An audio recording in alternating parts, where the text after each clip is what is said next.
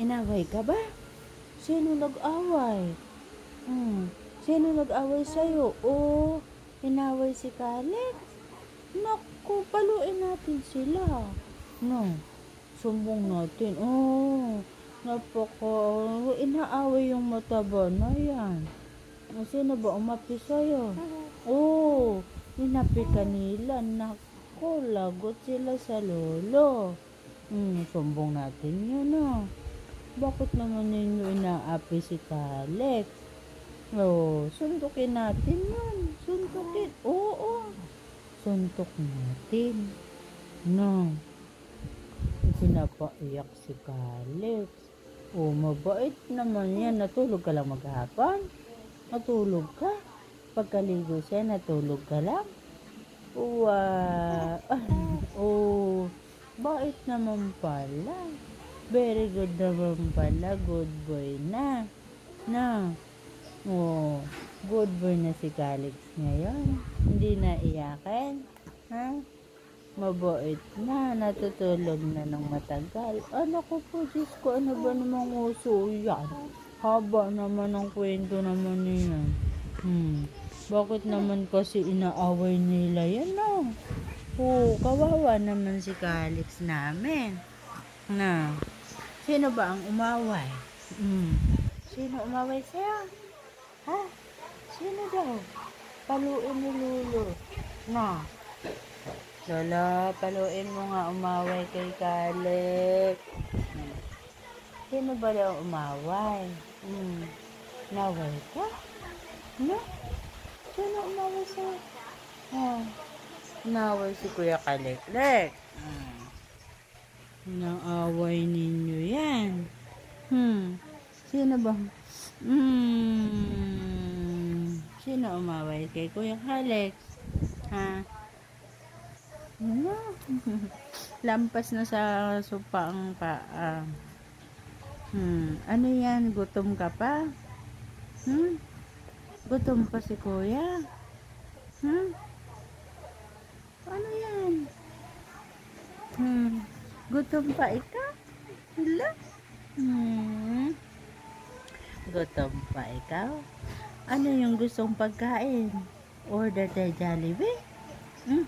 Gusto mo Jollibee? Ha?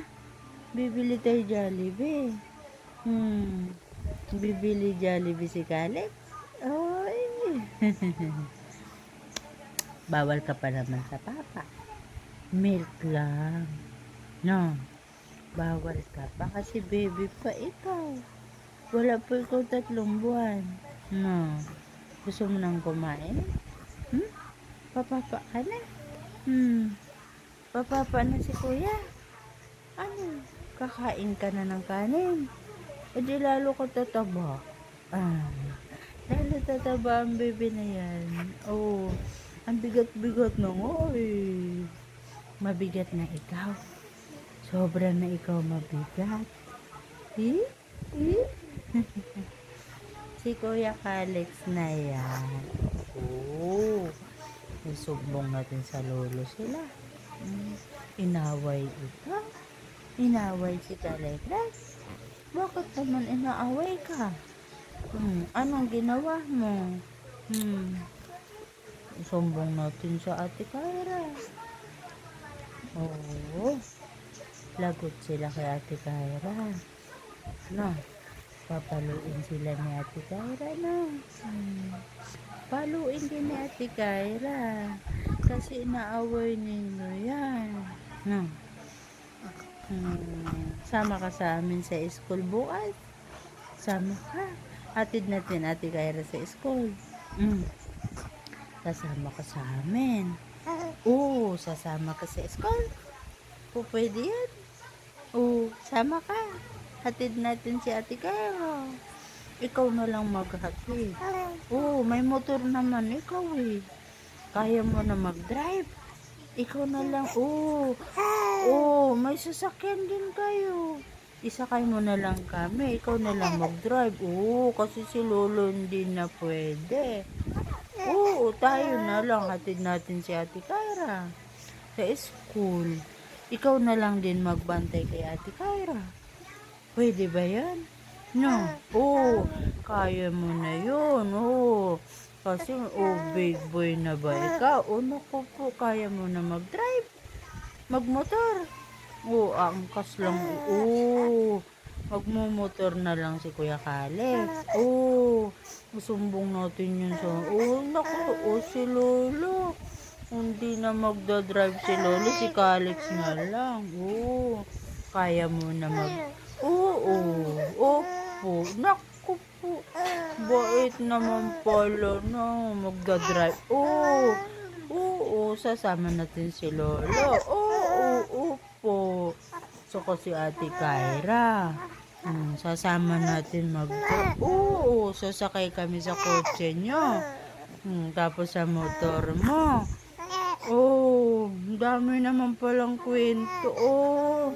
Pasakay na lang kami, motor. Opo, hindi kami sanay magmotor. Ikaw ba sanay ka na? Magmumotor ka na lang. Hahatid mo si Ate Kyra sa school. Kaya mo na mag-drive na. Magpa-practice lang si Kuya Kalex. Ang daldal naman ng baby na daldal naman. Naku, Diyos ko, daming kwento naman. Ano yun? Bibili tayo Jollibee pa. Naku, masarap naman ng Jollibee.